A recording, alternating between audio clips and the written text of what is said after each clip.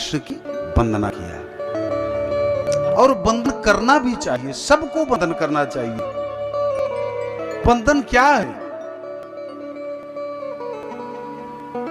महंत जी के यहाँ एक माता जी आई हैं और नारायण नारायण सुबह सुबह बिल्कुल बजती रहती हैं, नारायण नारायण बिल्कुल।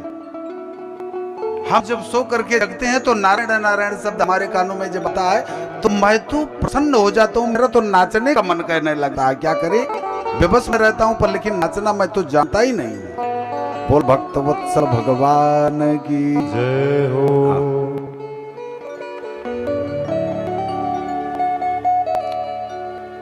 तो इस प्रकार से बंधन सबके जीवन में, सभी लोग अपने जीवन में उतारें भी, सबको उतारना भी चाहिए। बंधन क्यों किया जाता है? देखिए, हम और आप अज्ञान रूपी अंधकार में फंसे हुए हैं। जब हम और आप बंधन जब करने लगते हैं तो हमारी और आपकी दृष्टियों के सामने प्रकाश सा हो जाता है, और जब तक हम और आप बंधन नहीं करते रहते हैं तब तक इन दृष्टियों के सामने, आंखों के सामने अंधेरा सा छाया रहता है। वंदे, मानो मानस में कहते हैं, वंदे बोधमयम नित्यम गुरुम शंकर रूपिणम। शिव जी के समान गुरु की प्राप्ति हो जाती है जब जीव के जीवन में बंधन आ जाता है तब।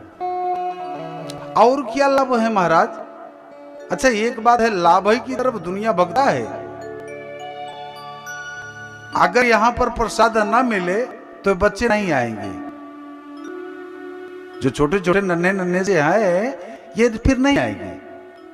और उसी प्रसाद लालच में, लोभ में ये लोग भी आए हुए हैं। चलिए सुना जाएगा, जो भी आएगा कम से कम ताली बजाया जाएगा, नाचा कूदा जाएगा वहीं पर, और प्रसाद खाया जाएगा, ढेर सा मिलेगा, बहुत सारा सा मिलेगा।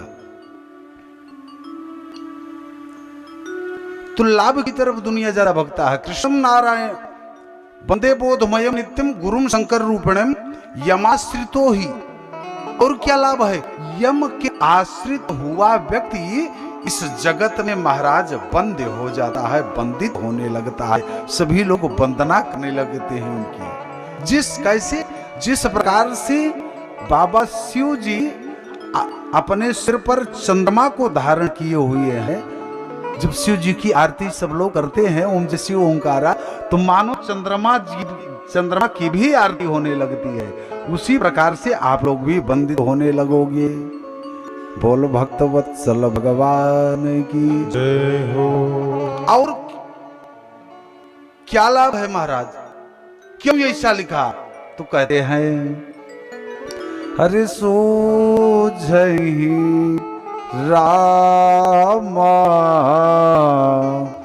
चरितमणि मानिक। सोझहि राम चरितमणि मानिक, चरितमणि मानिक। गोपोत प्रगट जहाँ जो जेहि खानिक। गोपोत प्रगट जो जेहि खानिक। गोपोत प्रगट जहाँ जो जेहि खानिक। गोपोत प्रगट जहाँ जो जेहि खानिक। जहां पर गुप्त भाव है, जहां पर गोपनीय भाव हो, वो सब ऐसे मेरे दृष्टियों के सामने दिखने लगे, मेरे विवेक में आने लगे। इसलिए प्यारे वंदन कर रहे हैं, इसलिए वंदन कर रहे हैं। तो वंदन सबको करते रहना चाहिए। दूसरा श्लोक बहुत महत्वपूर्ण है। ये दोनों श्लोक हैं और इस दोनों श्लोकों को अपने जीवन में उतारना चाहिए। दूसरा श्लोक, सच्चिदानंद रूपाय विश्वोत्पत्त्यादि हेतवे तापत्रय विनाशाय श्री कृष्णाय वयं नमः। श्री कृष्णाय वयं नमः विश्वोत्पत्ति आदि हेतवे। कहते हैं श्री कृष्णाय वयं नमः, भाई युगल सरकार राधा और राधा कृष्ण भगवान के सहित हम सभी नुमा बहुवचन हम सभी प्रणाम करते हैं। अच्छा, क्यों प्रणाम कर रहे हो? क्यों? क्योंकि वो उत्पत्ति करता, पालन करता और संहार करता है और सच्चिदानंद स्वरूप है। सच्चित आनंद बराबर सच्चिदानंद। सत का क्या अर्थ है? जो सत वस्तु हो, सतरूपी तत्व हो, उसी को कहते हैं सत्य। चिद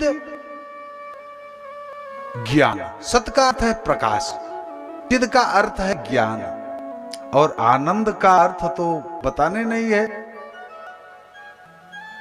मटर का वो पिसा हुआ क्या कहते हैं उसे, निमोना अगर महाराज मिल जाए तो जिह्वा चटचट चटचट अपने आप बोलने लगती है महाराज, अपने आप।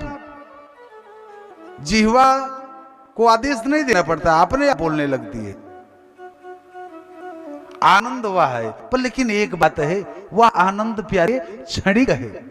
समझना चाहिए आनंद कहां पर है। आनंद भगवान के चरणों में है, गुरुदेव भगवान के चरणों में है, शक्ति मैया मुंबा मैया के चरणों में है।